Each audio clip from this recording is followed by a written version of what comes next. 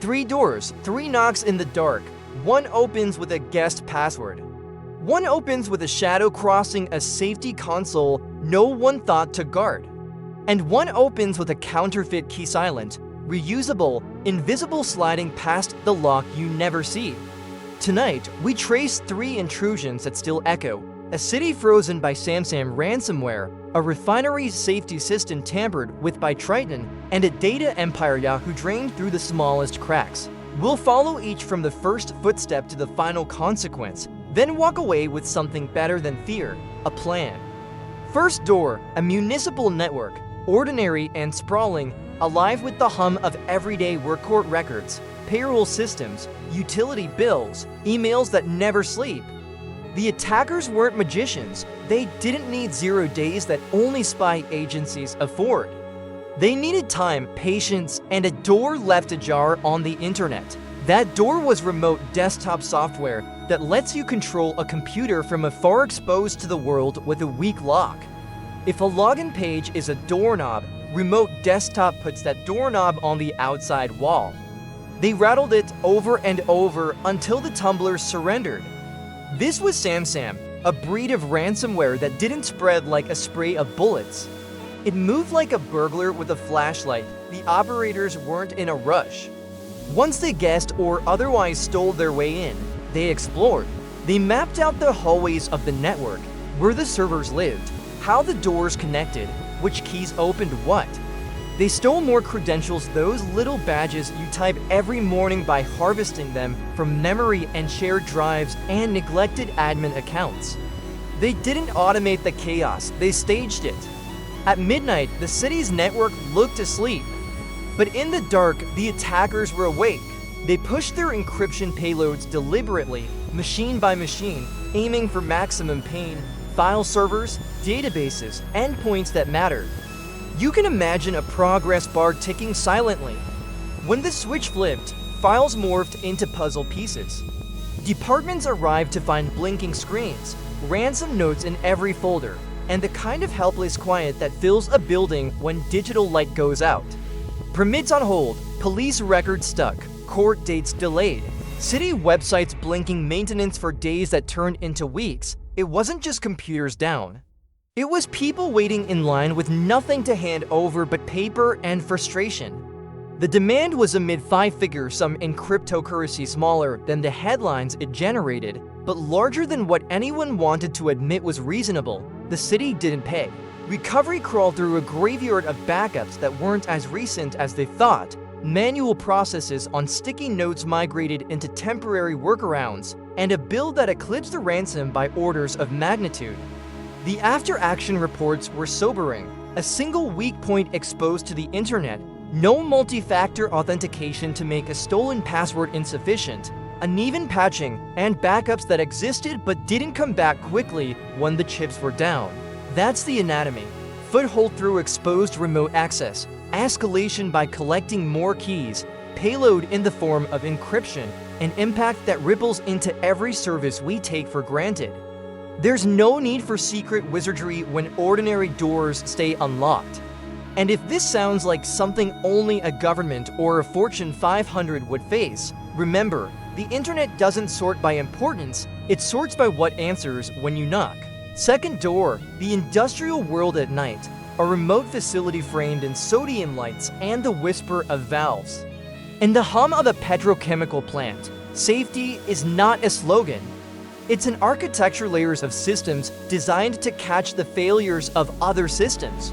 You have the process control network, which runs the day-to-day flows, the pumps, the temperatures, the pressures. And then you have the safety instrumented system, a kind of guardian angel in hardware, programmed to shut everything down if something dangerous crosses the line.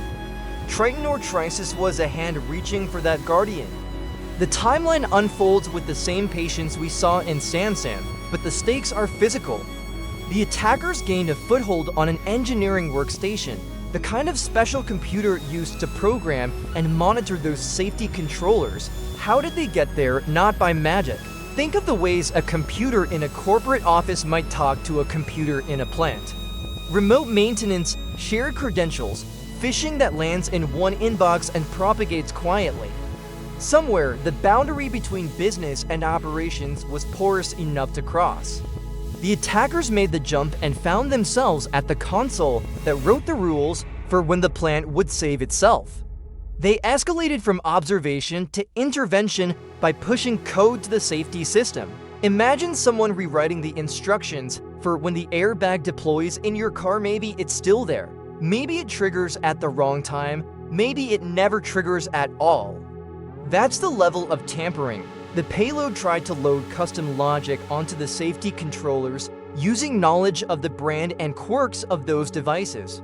But here's the moment where the narrative shifts. Something went wrong. Instead of silently disabling the Guardian, the planned safety logic did what it was meant to do. When it senses trouble, it shut the system down, a failsafe kicking in because the code didn't behave as expected. Lights went red, equipment stopped, people noticed. Impact in this case was shut down rather than catastrophe. Production was halted. Investigators found malware on the engineering stations, code aimed squarely at the safety system, and a strategy that implied a chilling what if. If you can blind or delay the Guardian, you can cause physical damage by subtly pushing the process into unsafe territory. The incident sent shockwaves far beyond one facility. It wasn't about stealing data or encrypting files. It was about crossing the membrane between digital and physical harm. The lessons are sobering and timeless. Separate critical networks like they are different worlds because they are. Treat engineering workstations like crown jewels. No casual admin rights, no shared passwords, no remote access without strong controls and human oversight. Monitor not just the traffic, but the changes. Who changed the safety logic, when and why.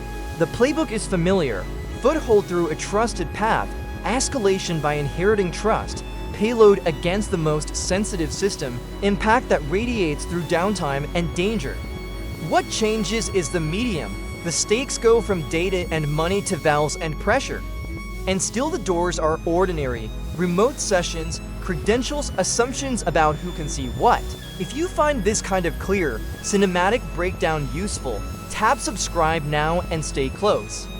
One good habit today could be the decision that saves you tomorrow. Third door, a cloud of emails, a billion tiny threads tying people to services they no longer remember joining. Yahoo was, for a long time, the front porch of the internet mail, news, groups, photos. Between 2013 and 2014, intruders took the keys. The headlines came later and kept coming.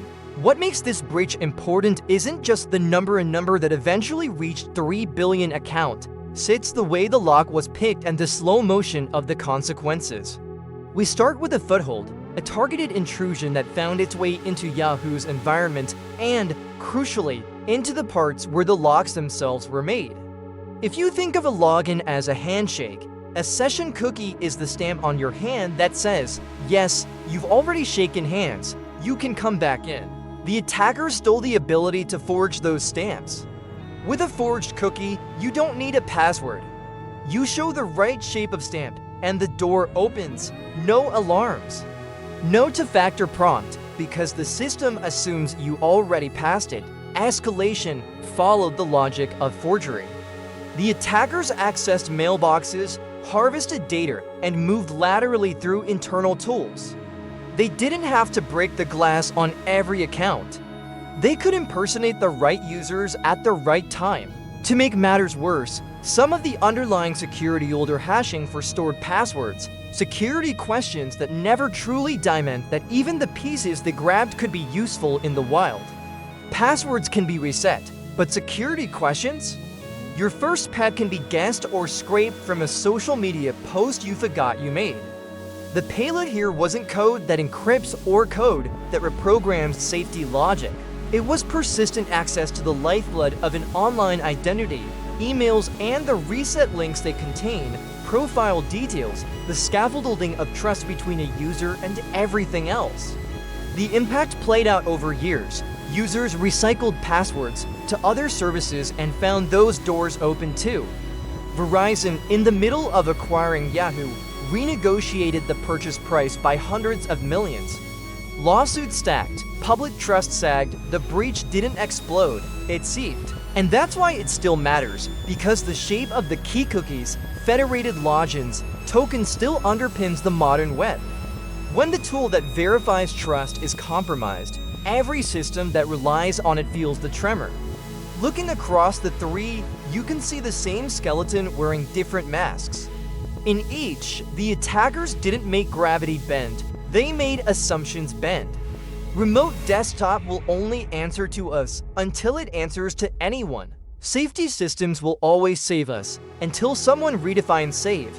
Passwords protect us until the thing that remembers them is tricked into believing you've already proven yourself.